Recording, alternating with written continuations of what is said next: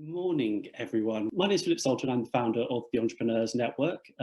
This is part of a series of events we're doing on the futures of visas and immigration with Kingsley, Napley. It's an issue that we at the Entrepreneurs Network have kind of cared about for a long time and have done quite a lot of research into this, specifically around entrepreneurship. The biggest report we did was our kind of quite well-known job creators report, where we looked at the top 100 companies, but based on valuation growth, and found that half of them had at least one foreign-born founder. So we kind of dug into the details of that. And this had quite an impact on the debate, at least on the kind of high growth stage. So this is with Kevin Foster, who was first elected for Torbay constituency in 2015. He was appointed Minister for Future Borders and Immigration in 2020. Previous to this, he served on the Public Private Committee, the Backbench Business Committee, and also as Parliamentary Private Secretary for the Department of Communities and Local Government, and lastly, the Cabinet Office. Before entering Parliament, he trained in the legal profession and was Deputy Leader of Coventry Council. Nick will also be joining us. We've done quite a lot of work with Kingsley Napley, a lot of roundtables in normal times, and kind of very familiar with him. He's our kind of trusted person to kind of go to for immigration kind of policy advice for when we're talking to government. He advises on all areas of UK immigration. He's a leading figure in Chambers UK and has ranked as a leading individual in the Legal 500. He's also international who's who, corporate law, the best lawyer in the United Kingdom according to the City Wealth Leaders Index, and corporate immigration lawyer of the year 2020. But without further ado, we're going to first hear from Kevin Foster for kind of 5 or 10 minutes, then from Nick, and then we'll go out to questions.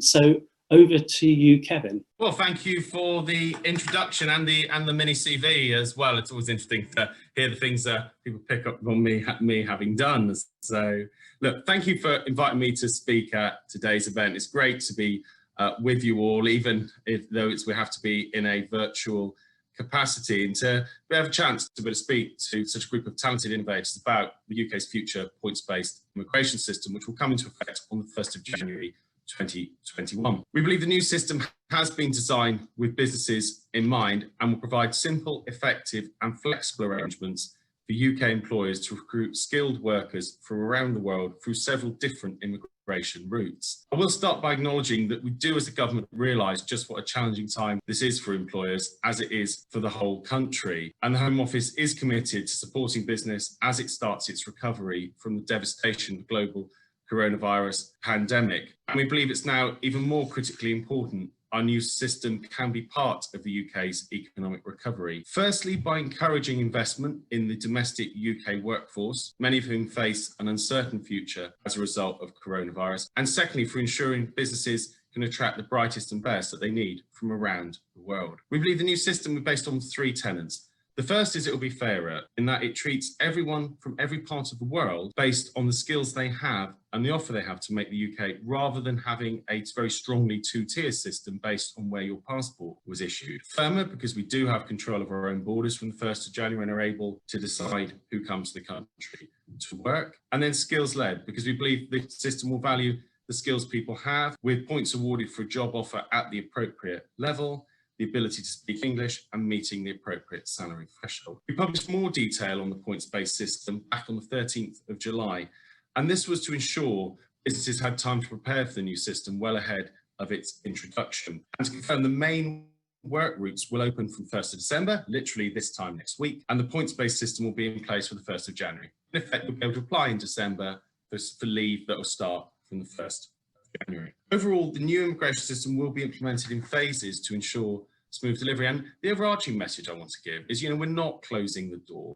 What we're doing is designing a system where we can choose who comes through it based on the positive impact they can have to our country, not which country their passport comes from. And these measures, we believe, open us up more fully to the rest of the world with a single global system of migration rules. I wanted to particularly focus on the new skilled worker route, which will probably be the biggest one in terms of employers. And we have listened to the Independent Migration Advisory Committee, and we will, from the 1st of January, abolish the rather burdensome resident labour market test, suspend the cap on the number of skilled workers, reduce the general salary threshold from £30,000 to 25,600 and broaden the skills threshold from a very academic focused RQF6 degree level equivalent to RQF 3 to 5 be included as well, which is A-level and equivalent school leaver. The first two changes will mean the process to bring in a person to fill a qualifying role will initially be reduced by up to 8 weeks, and we intend to further reduce this in additional enhancements to the system beyond January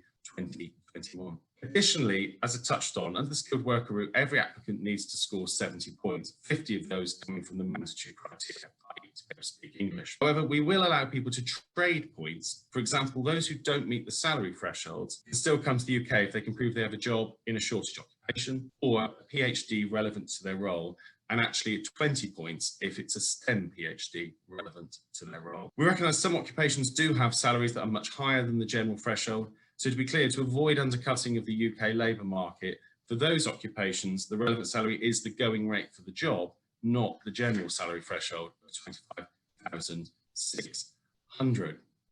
So this means employers and applicants will have to either use the higher of their going rate or the general salary threshold for their job. We also believe through the tradable elements of the skilled worker route, we are providing the additional flexibilities employers need to help meet the needs of the labour market and their own businesses. It is worth clarifying, given some of the coverage we've had over the last few months of this system, that several mostly public sector-based occupations, such as teachers and nurses, will score 20 points by being paid a salary in line with the relevant published national salary scale for their profession, but that must still meet a minimum threshold of £20,480 a year.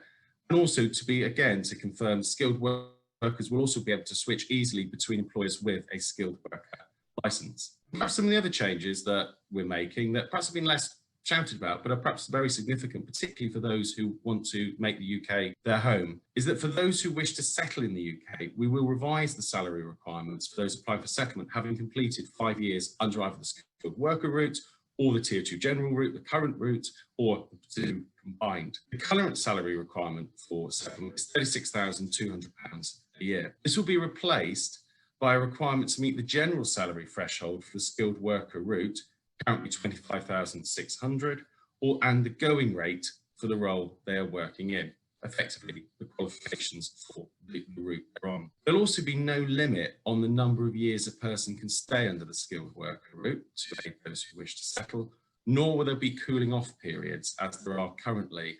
Again, this means someone can be on a skilled worker route, perhaps spend a year, spend a period of time, or go home for a period, and then can look to come back. So again, trying to remove some of the clunkiness that's in the current system that employers have fed up to us that caused issues for them. Then perhaps now turning to the most talented workers, many of whom may be on this call, the reformed Global Talent Route launched on the 20th of February, and it's expanded on the Tier 1 Exceptional Talent Route. As part of the reforms, we removed the cap on the number of workers and expanded the list of eligible science fellowships to benefit from accelerated entry to the UK. The accelerated entry component of the route has been facilitated by a new fast track scheme for world-leading scientists, top researchers and mathematicians to come to the UK, if I can get that, managed by UK Research and Innovation. Talented and promising applicants in digital technology and the arts, including film, television, architecture and fashion design, are also eligible for the Global Talent Visa. Regardless of their sector, global talent applicants benefit from a visa with limited work restrictions, no minimum salary requirements, and in many cases, the possibility of permanent settlement in the UK after only 3 years. The government will continue to improve our approach to attracting global talent to the UK by establishing an Office for Talent and reviewing the Global Talent Visa at regular stages. In the future, we will also look to create a broader unsponsored route within the points-based system to run alongside the employer-led system, which I've touched on already. We believe this will allow a smaller number of the most highly talented individuals globally to come to the UK without a specific job offer, but with the ability to work or potentially establish their own business. We are exploring proposals for this additional route with stakeholders over the coming year, and we'd welcome any views on how this new route for highly skilled migrants should look. Probably the most relevant routes for those on this call is the innovator and startup routes. And as people may know, it launched on the 29th of March 2019, and the startup and innovator visas are routes for people seeking to start an innovative business in the UK. We believe innovators play key roles in creating jobs and driving economic growth in the UK, and the government is committed to ensuring our immigration system continues to attract individuals from around the globe who will create innovative businesses in the UK and make substantial investments in the economy. Individuals wishing to come to the UK on a startup visa may be recent graduates or those looking to start a business in the UK. For startup, individuals must seek the support of an endorsing body, which might be an approved business organisation or higher education provider, and they must be satisfied their business idea is innovative, viable and scalable. The innovative visa, though, is for more experienced business people who may have already established a previous business. But visa holders in that instance must also be the sole founder or members of the founding team of the business and have the support of an approved business endorsing body who is satisfied their business idea is innovative, viable and scalable. Turning to the sponsorship process, we are committed to delivering some radical changes, streamlining and simplifying it for users and substantially reducing the time it takes to bring a person to the UK. In particular, for sponsors, for employers sponsoring skilled migrants, we will look to streamline the process. As touched on already, employers will no longer be required to pass through the monthly panel system, the process used to prioritise occupations under the existing cap, when seeking to secure a restricted certificate of sponsorship for those applying from overseas. To be clear, sponsors will still need to apply for a certificate of sponsorship before sponsoring a skilled worker application. As a result of the removal of the panel, this may be completed within just one working day of receipt. We will also remove the resident labour market test to give employers additional flexibility when looking to meet urgent needs. And as touched on earlier, we believe this will save at least 4 weeks compared to the current process. To provide employers and prospective future sponsors with certainty, we will continue to apply the existing sponsorship controls to maintain high standards over whom we license to bring migrant workers to the UK. And we aim to ensure applications can be made under the new route before the end of the transition period. As I touched on, we're looking to launch them this time next week on the 1st of December. And also to assist with the transfer, existing Tier 2 General and Intra-Company transfer sponsors will automatically be granted a new skilled worker licence with an expiry date consistent with their current licence and receive an appropriate application of certificates of sponsorship. Sponsors with certificates of sponsorship will be able to immediately sponsor workers under the new routes when they open next week, including being able to sponsor occupations at the new skills threshold. From 2022, we will be making some further significant reforms to the sponsorship system. We're particularly looking at how we will distinguish between regular and occasional users to enable us to offer a more tailored process, and we believe this will lead to a genuinely world-leading sponsorship system. The Home Office intends to work with businesses further on these improvements, and we're already receiving useful feedback from our employers advisory group. These changes will be followed by further improvements to the UK sponsorship system and the operation of the UK border, including in the longer term, the introduction of electronic travel authorities to ensure those coming to the UK have permission to do so in advance of travel, but we will take a phased approach to ensure the smooth delivery of this new system and to allow sufficient time for everyone to adapt. But ultimately, we think the vision of a digitised border is one that offers many benefits, not just to the Home Office and issues of border security, but also to those who have to make more regular travel, including potentially one day travelling on these rather than a passport. The intra-company transfer route is designed to enable temporary transfers of key personnel to the UK arm of a business to meet a specific business need in circumstances where it is not feasible to recruit a resident worker. The route is being revised and has a points-based format, making it easier for users to navigate the requirements and to unify several cross-cutting requirements with other routes. The main changes, and perhaps the most notable ones, are we've quite radically changed the cooling off requirement. Instead of people being barred from re-entering the UK as an ICT for 12 months after departing, they will instead be permitted to hold intra-company transfer leave for up to 5 years in any 6-year rolling period, or up to 9 years in any 10-year rolling period for higher earners. Provisions for higher earners are going to be unified to a single salary threshold of $73,900 a year, and where, as I've touched on, workers with salaries at or above that threshold will be permitted to hold intra-company transfer leave for up to 9 years in any 10-year rolling period. We're also going to make in-country switching into the inter-company transfer route easier. However, applicants will still need to be an existing employee with a period of overseas experience prior to applying, unless they are deemed as a higher earner.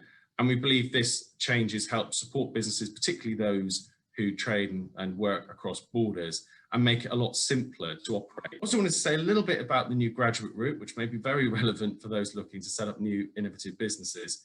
It's going to open in the summer of 2021, and it will allow international students to stay in the UK once they have successfully completed their studies at one of our recognised higher education providers. Students who have completed undergraduate and master's degrees will be able to stay for 2 years on the graduate route, and those who have completed a PhD can stay for 3 years, making it easier for some of the best international graduates to secure skilled jobs in the UK and contribute to the UK's future economic growth.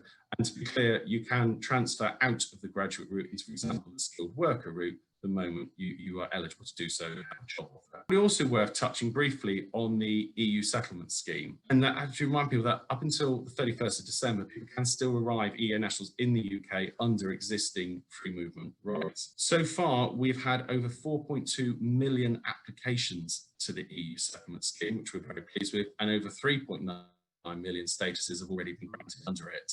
And this will continue, and it should help secure the rights of EEA nationals who've made the UK their home.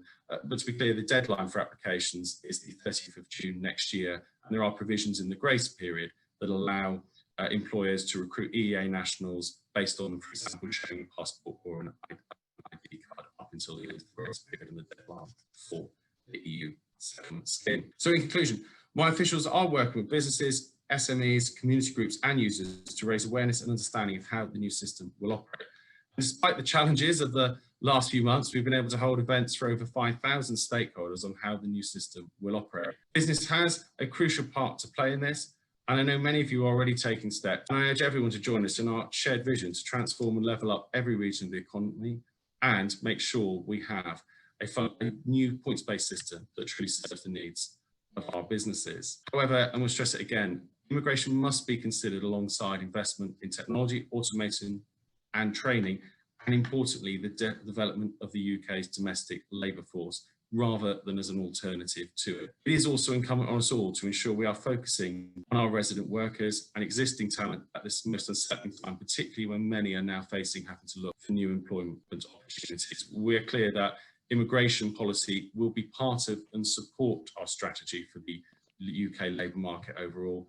It will not be an alternative to it or something discussed in complete isolation to our overall labour market strategies. And for our part, I can assure businesses on this that we will ensure Britain remains open for business and ready to welcome the brightest and best global talent to deliver a thriving economy for years to come, one which can operate on a global basis.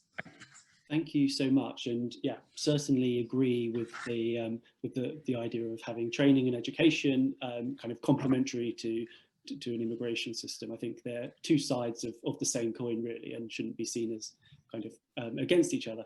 And also so much detail there. We are recording it, so I'm certainly going to go back and listen because there's absolutely kind of invaluable information in all of that. So thank you so much. Nick, it'd be great to hear your thoughts before I pose a few questions that have come prior to this event from the entrepreneurs. Great. Well, thank you very much, Philip, and thank you, Kevin, for that really helpful overview of all the changes and what you've been doing, working very hard over the last few months to get into place. And I was really pleased to see last Thursday, finally, the sponsor guidance being published to help employers understand what they're going to need to do when the new system comes into force on the 1st of December. Just my initial thoughts to sort of spark the discussion. I mean, what we're looking at and what is happening 1st of December and at the end of this year when free movement ends properly is, I would say, is a revolution.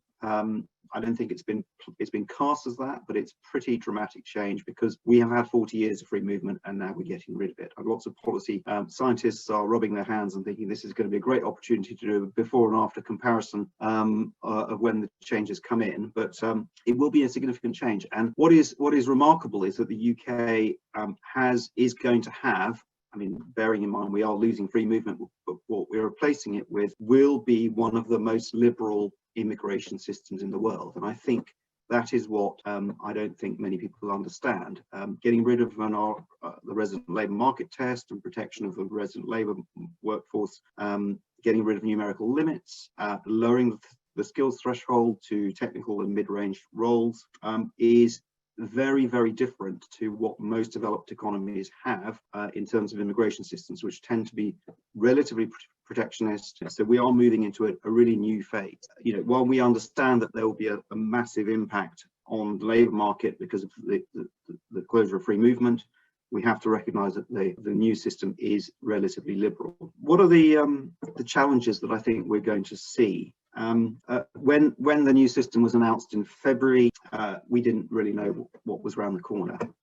We have the pandemic coupled with the single market, leaving the single market in January, and potentially a huge double hit to the economy, which will impact the labour market, and how that readjusts that will be very important to how the immigration system can flex and change quickly in response to that new economic situation. I think we're going to be looking at over the next year or two, potentially longer. And I think the key challenge for the government is how it will respond to that, and how it will get the real-time data that it needs to be able to see what those changes are and how to respond, and how quickly the immigration system can respond to that. The second issue, which Kevin and I touched on just before we came on, is the issue of lower skilled work, particularly the challenges for employers around bringing in, say, seasonal agricultural workers and workers, fruit pickers and so on. I think that will be a challenge. We're expecting to see some movement in the labour market for people to move into some of those lower skilled occupations, but that will take some time to feed into the system. And I think for most of the people here today, I think they're very interested to hear about entrepreneurs, and in particular how the new system is going to cater for entrepreneurs. We have an innovator visa which is very underused, and I think needs to be looked at, and we have a lot of EU nationals who came to the UK and set up very successful businesses, and not only in technology. And I think that's going to be a big challenge on how the smaller businesses and startups and high growth businesses can be encouraged to come here if there is no feasible route for them to do so if they're not in technology. And I think that the recovery is going to be down, I think, a lot to SMEs. Levelling up is going to be down to a lot to SMEs as well. And I think that the government need to think very carefully about how they can encourage entrepreneurs to come and create jobs in the UK. And as Philip knows, and the Entrepreneurs Network published a great report on immigrant founders. 49% of the fastest growing startup have at least one immigrant founder in them, and I think they are a real force for generating jobs and growth in the economy. So I think that's one area that I think is not really being looked at in the current system, and that really needs to be looked at again. The other issue is to do with inward investment. I think that the UK is going to face great challenges with potentially a global recession, and not being part of the single market, and having that wonderful privileged position as a great place to set up your HQ within the EU to again benefit from all the sorts of access to the single market you have, and free movement, and also service provision within that market. I think that's going to be a huge challenge on how you attract businesses to come to the UK to set up their HQs here. And I was very pleased to see that the government has asked the MAC to looking at bringing in some new provisions on sole representatives, being able to bring in teams when they're setting up businesses here, and also looking at some project-based sort of teams being able to come to the UK to provide services. So I think those are all good things, but I think that's a really big challenge on how you continue to attract those businesses, which I'd love to hear from Kevin on those issues. So I think probably, I think maybe the final thing is we have an investor visa in the UK. It's not used very much. It's for very wealthy people, and at the moment there's very wealthy people who don't really do very much with their money. There's a great opportunity, low-hanging fruit, as they say, to bring people in with a lot of money, where that could be put into things like infrastructure bonds, where that money is then being used to rebuild and to level up as well. So it's just a thought at the end, maybe, but I'm sure that Philip will pick this up in his questions for us. Thank you. Great, thanks so much, Nick. And as I said, I'll just kind of go through our pre-arranged questions. So the first question was brought up, and it's around the kind of tier 1 entrepreneur visa, which has, as the Ms. said, been replaced by the innovator category. I suppose we can kind of see as Entrepreneurs Network why the entrepreneur visa category was kind of overhauled. I think there was kind of demand for it from everyone really, whether it was the Home Office or entrepreneurs or kind of those supporting entrepreneurs, because it wasn't kind of being used quite right. But I think one of the issue is that it feels that at least based on the numbers, that the criteria might be kind of overly restrictive. So it would be useful to get your view, Kevin, on whether there could be any kind of leeway on this or any changes that could ensure that we get a few more kind of entrepreneurs coming over to the UK on the innovative route. You know, we're keen to welcome genuine entrepreneurs and those who are going to bring economic activity to the United Kingdom, make some substantial investments to create jobs in the economy. And to be clear, the routes aren't capped, and we've been actually promoting the route to attract talented business people. Yet, as you touched on, you know, we're not going to look to recreate the problems of the previous Tier 1 routes, which resulted in many individuals taking up disguised employment by simply falsifying evidence of their self-employed earnings or claiming they were running a business. Well, actually, they were working in a more general job in the economy and we paid a pretty low salary for doing so. So we're clear the future systems need to focus on bringing talent, bringing in those who genuinely want to be entrepreneurs and start a business. I think it's probably worth saying that some of the figures being quoted around this route do not take into account we continue to accept some applications into the Tier 1 entrepreneur route. And in 2019, I think we received something like 3,781 applications from outside the UK in this route, and granted a higher percentage of these than in the previous year before taking the new innovator route into account. But as our new system develops, you know, we're keen to look at what we can do. But as I say, we're not going to go back to the days when people could quite easily falsify or effectively set themselves up or set themselves up a fake job to use this as a route to just avoid migration control in other areas. Great, Nick. Did you have some thoughts on this? At the moment, the innovator visa is very, very underused. It's the endorsing bodies that endorse innovators are principally in the tech sector, and there are very few people who believe that the route is appropriate for them. And just as an advisor, talking to people about, you know, the options for coming over, when you are talking to genuine entrepreneurs who are not in the tech sector and who are very successful, you know, if they wanted to relocate to the UK and start a business here, not necessarily bring one of their existing businesses on shore by setting up a subsidiary, but to create a new business in the UK where they see an opportunity, really, really difficult to do that if you're not in tech. And I think that's something that you know, is a challenge. And I think that's something that needs to be sort of reviewed and looked at. How do you get those brilliant people who are outside tech, who can create lots of jobs, and how do you attract them here and make sure that what they are doing is genuine and they are doing what they say and what the scheme requires them to do? So I think that's really all the plea that I'm making to Kevin this morning. And Kevin, did you have any kind of thoughts on that, just as a kind of response to Nick's comment? I think we're happy to work with sectors and look at what we can do.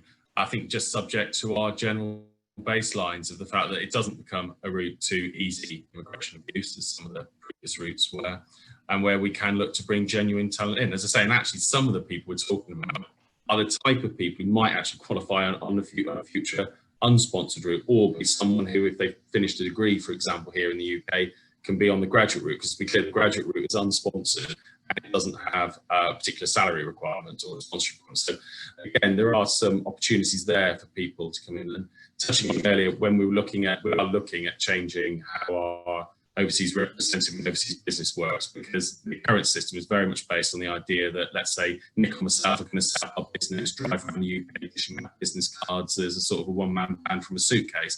That's not really how modern business operates at all. And we're also looking, that's why we looked at some of the changes there, to a sort of planting the team or a seed where things like a type of circumstances Nick's talking about, where someone may be looking to open up an opportunity here in the UK. Yeah, well, do you have kind of further thoughts on that tech point as to how effectively the government can ensure it's just not too tech focused? Because it's something that we've heard quite a lot from, so unsurprisingly, entrepreneurs that aren't in tech. Obviously, those in tech are very happy with the government's focus in that area. But I think, I mean, one of the things that, you know, we've heard a lot from entrepreneurs is that, you know, entrepreneurs come in all shapes and sizes and all sectors. And you know, I mean, if I was a successful restaurateur in Paris now, and I had I had the vision of starting up an amazing new hospitality business that would employ hundreds of people, I would certainly not see that there was an opportunity to do that in the UK. A, because there's no route for me to come in as an entrepreneur other than come in as an investor and put in £2 million of my own money into this, which I'm probably not going to do. And B, I would be concerned about how I would get enough people and hire enough people in the hospitality sector in the UK at the moment because of the current rules on low skilled workers. So there's lots of challenges for entrepreneurs across the board, and they come in from different angles, but that's just an example of something that you would see at the moment with free movement you can do without any issue. I think we're going to miss out on some of those really great people who are coming from Europe, particularly, who've been able to come over and really create some great businesses. Great, thank you so much. So the next question is around kind of skilled worker category. So the skilled worker category of the new immigration system is for EU and non-EU sponsored to fill particular jobs. And the global talent category is for those who meet the very high threshold of having an exceptional talent.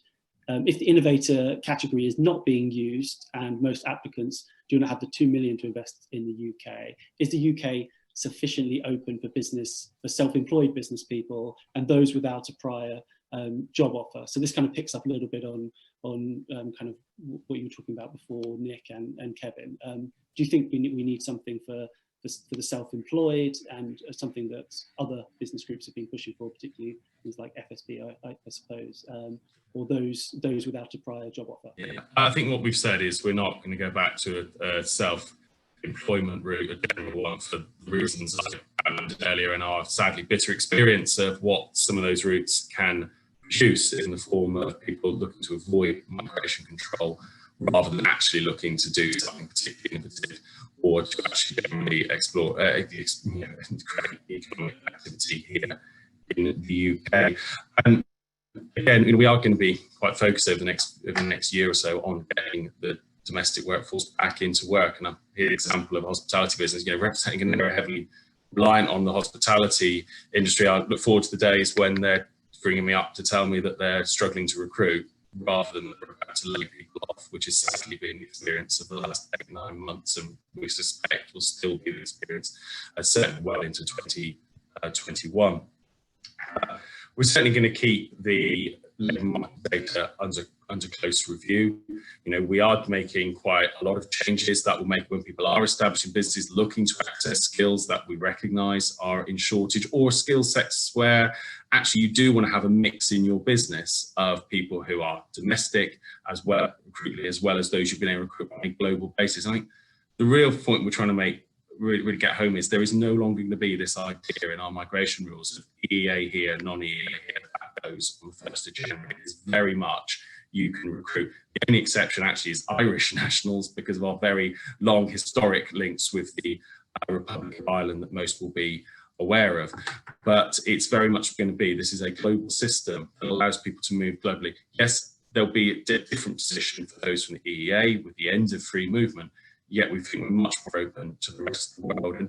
And actually our core of this in our future rules and what we look at in the future is, actually, does it really make sense to judge someone and their ability to come to UK and whether their passport was issued by France or by Canada? That which is what fundamentally we do under free movement and the rules that we've got, and no one realistically suggests we have free movement with the entire world.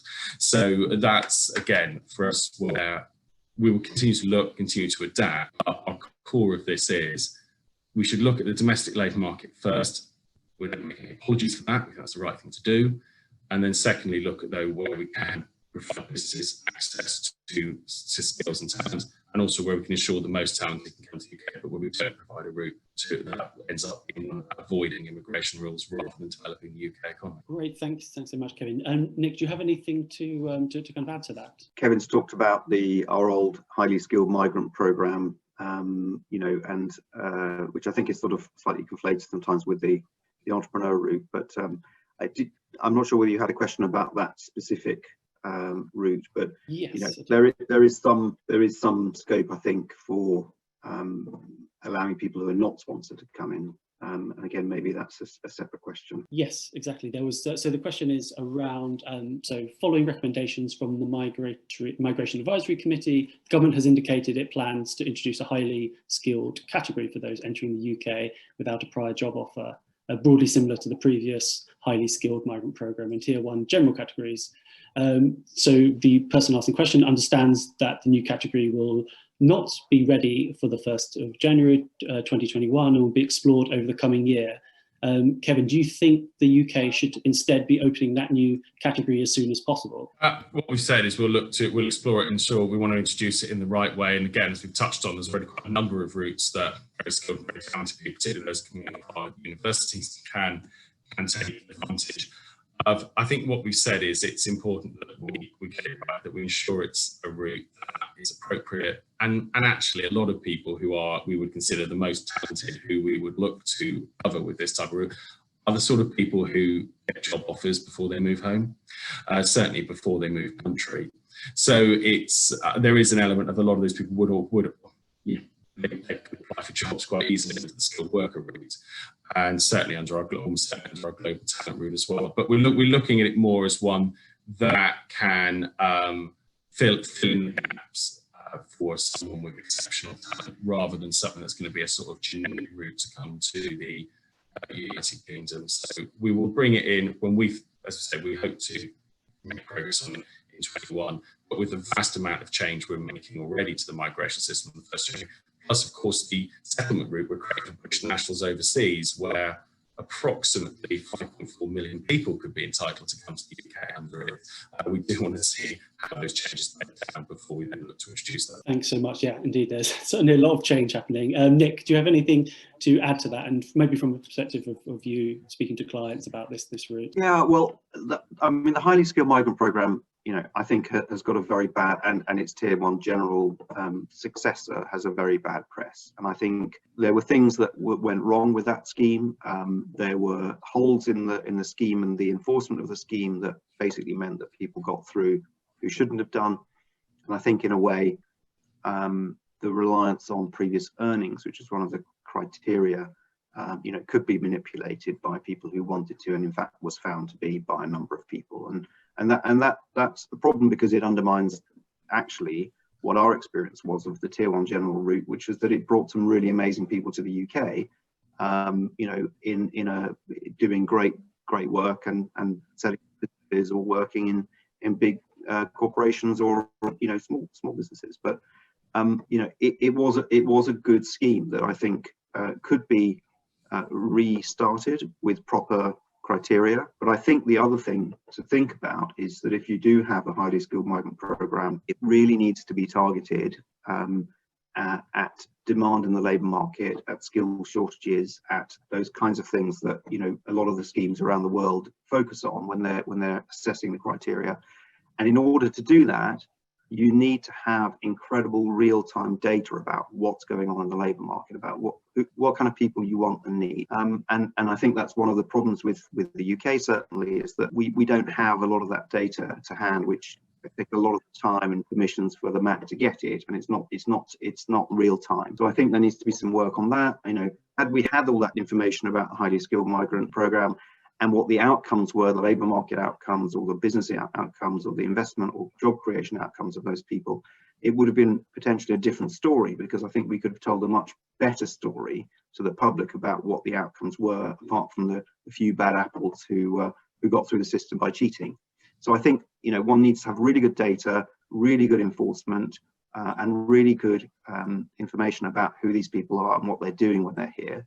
Because I think that the previous story, which had a sad ending, was that we didn't do that. And when we did work out who these people were, the information that we had on the selected people that were looked at wasn't particularly good. So if you're going to have a new system, it needs to be data driven. It needs to have a lot of information going in there, and it needs to look at the outcomes of those people in the system, which sadly the Home Office and other government agencies don't really look at. Thanks so much, Nick. And that 45 minutes went extremely quickly for me, and I'm sure for everyone. So obviously there's been a lot of questions in chat. Also, you'll have my email, because I'll drop you an email a bit later on today, and you can just follow up with any questions that you have. So those questions I'll obviously pass on to Nick, and I'll pass on to the office to Kevin's office. And whether or not, I'm sure certainly Nick and Kane will get back to you, but they'll certainly be used to inform future kind of questions, future policy, and no doubt future things that need to be addressed in these, because clearly there's a lot out there. So yes, everyone have a great day. We'll have another one of these before too long, perhaps before the end of the year. We've got a third one coming up, so more information will be delivered about that. But just leaves me to thank Kevin for his time, really much appreciated, and what is a very busy time, and Nick for his expertise as well. So thank you very much, everyone. Thank you. Bye.